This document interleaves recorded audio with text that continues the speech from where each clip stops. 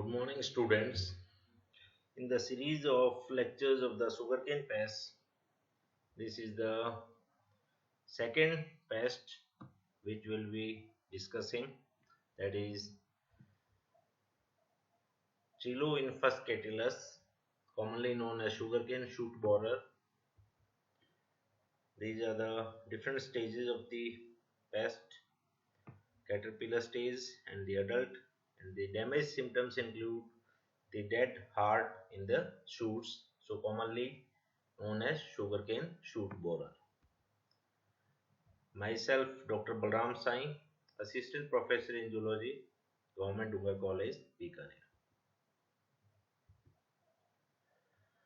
Chiloinfus sugarcane root shoot borer. The moths are pale yellow brown and have white hindwings. Hindwings are larger in width than the forewings, which will be more clear by the picture. Here you can see hindwings are larger than the forewings. It has a dark lengthwise strip on each wing. Abdomen of male is tapering but cylindrical in the case of female.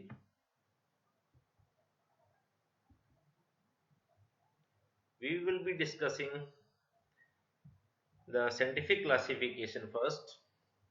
Kingdom Animalia, phylum Arthropoda, class Insecta, order Lepidoptera, family Crabidae, genus Chilo, species Infuscatulus. This is the picture showing the sugarcane shoot borer adult stage.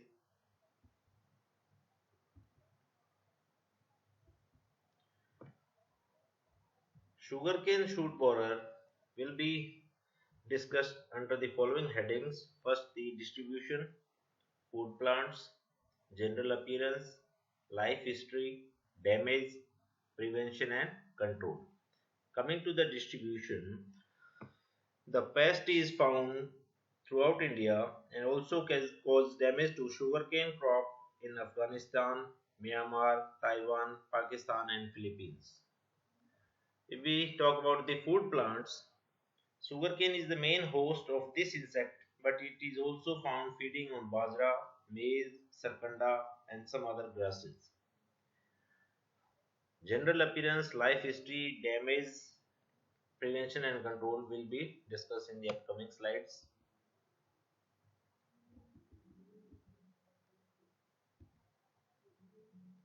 If we talk about the general appearance, the adult moth measures about 25 mm in wingspan. Fully grown caterpillars are white in color, relatively active, and measures 2 to 5 centimeters in length. This is the picture of the Chiloinfus adult stage.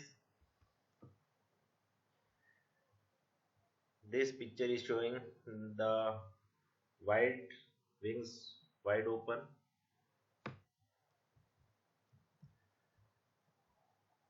Long ground color varies from light sandy yellow to chocolate brown. Discal and terminal dots generally present. Metallic scales absent. Hind wings dirty, white in the male and silky white in the case of the female. If we talk about the life history, the time of appearance of this pest and the details of life history varies in different places depending upon the climate and planting time of the sugarcane. It may appear in February, but the general time of appearance in Indian conditions is March to May, and female lays 300 to 400 eggs. This is the picture showing the life cycle of the Chiloinfus which we are discussing. The eggs are laid in the clusters of 10 to 30 eggs on the undersurface of the leaves by the side of the midrib. The eggs are creamy white in color and has scale-like appearance. The eggs hatch in about a week's time, and the larvae at first feed upon the leaf epidermis and then, with the help of their cutting and chewing mouth parts, bores into the stem from near the base of the cane plant.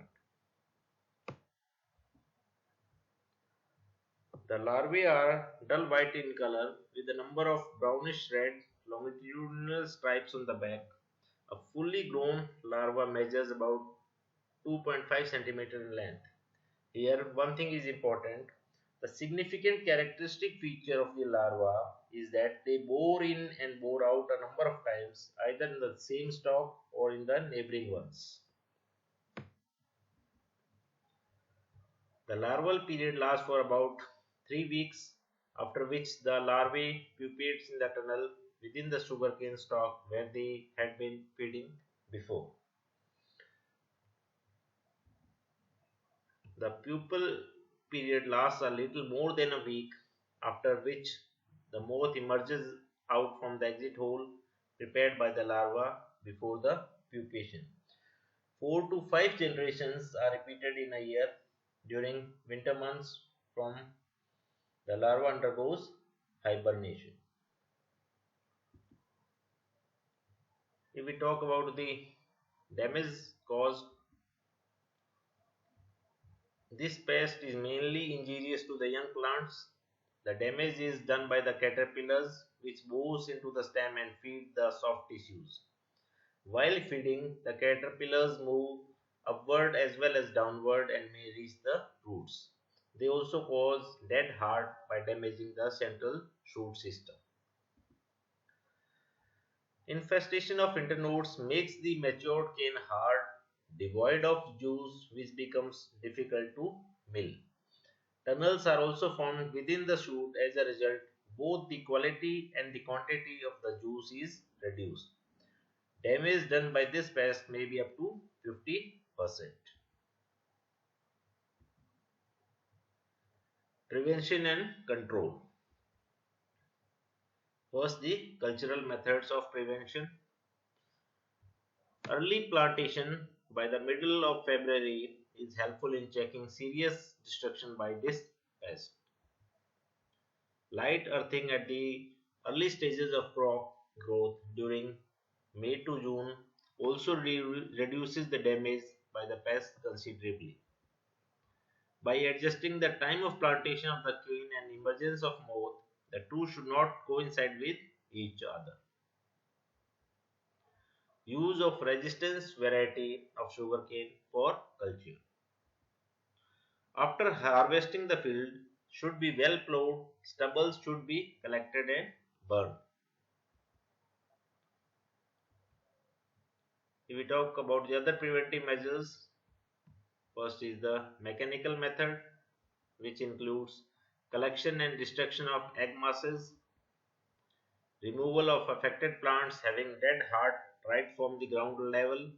Care should be taken that the larvae and pupae may not come out from the removed plants. Spiking the larvae with the iron needle, although it is a very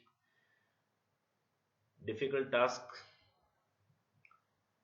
Chemical method includes spraying of gamma BHC, heptachlor or tillotrin emulsion at the rate of 1 to 3 kg per hectare mixed with 1500 liters of water. Spraying should be done at the interval of 15 days for the first 3 months.